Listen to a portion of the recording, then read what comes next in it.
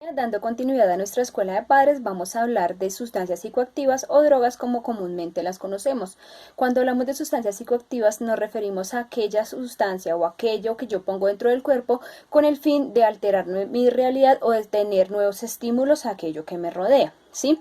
Cuando hablamos de sustancias psicoactivas nos referimos a aquellas que son ilegales, como son la marihuana, el bazuco y entre otras que conocemos y que no son de libre circulación, y sustancias legales como son la cerveza, el aguardiente, el alcohol y todas sus formas, y el cigarrillo, que tienen simplemente una libre circulación dentro de nuestro contexto. Vamos a hablar por qué o cuáles son las razones que llevan a que los jóvenes o chicos puedan llegar a consumir. Podríamos hablar principalmente de tres. La primera puede ser por el fin de modificar la realidad que tienen, es decir, me siento triste, quiero pasar a sentirme feliz. Una segunda opción puede ser por presión social, tal vez mi amiga, mi amigo o alguna persona que me rodea me retó o ya lo está haciendo, yo por qué no lo voy a hacer. Y una tercera puede ser por curiosidad, simplemente por saber o por explorar cómo se siente ese tipo de emociones dentro de mi cuerpo y yo cómo voy a reaccionar frente a eso, ¿vale? También cuando hablamos de sustancias psicoactivas hablamos de cuáles son los efectos que tienen dentro de nuestros hijos y estas son principalmente 5. Hablamos de afectaciones a nivel cerebral, principalmente el sistema nervioso central. Hablamos de dificultades emocionales, psicológicas, físicas y sociales. Pero bueno, nosotros como padres, ¿qué podríamos hacer frente a esta situación que resulta ser tan común dentro de nuestro contexto? La primera o las tres opciones que podríamos hacer son qué hacer, cómo actuar y qué decir. Cuando hablamos qué hacer es enseñar a nuestros hijos a que tomen decisiones informadas, conscientes y asertivas. ¿Qué decir? Pues precisamente abordar el tema de las sustancias psicoactivas como un tema de nuestra cotidianidad, del cual no podemos estar cerrados, sino por el contrario, informarles frente a todo lo que necesitan saber. Y cómo actuar, apoyarlos, ya que nosotros como familia resultamos ser el primer anillo de protección para nuestros hijos frente a cada una de las acciones que realicemos al interior del hogar. Para eso vamos a hablar acerca de los factores de protección y de riesgo. Cuando hablamos de factores de riesgo nos referimos a aquellas acciones o conductas o situaciones que ocurren al interior del hogar y que desfavorecen y que llevan a que mi hijo efectivamente se encuentre expuesto a mayores riesgos.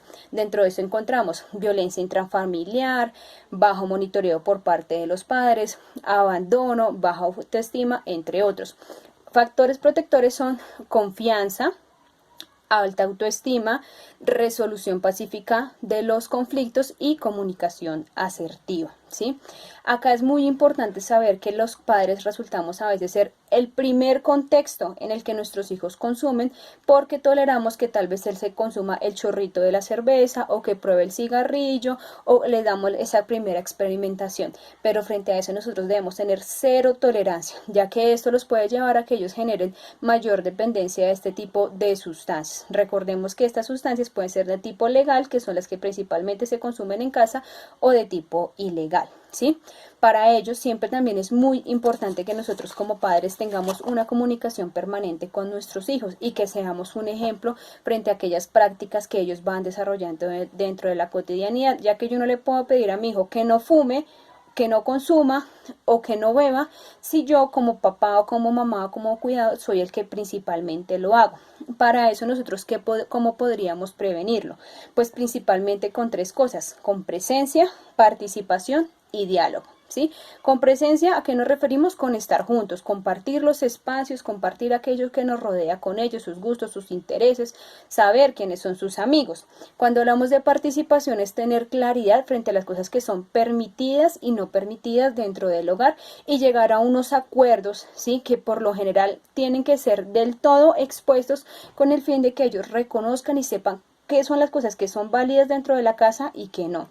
Muy ligado acá a tener control y supervisión frente a lo que hacen nuestros hijos. Acá podríamos preguntarnos, si en este momento yo les dijera a cada uno de ustedes con quién y dónde están sus hijos, ustedes me podrían responder con facilidad.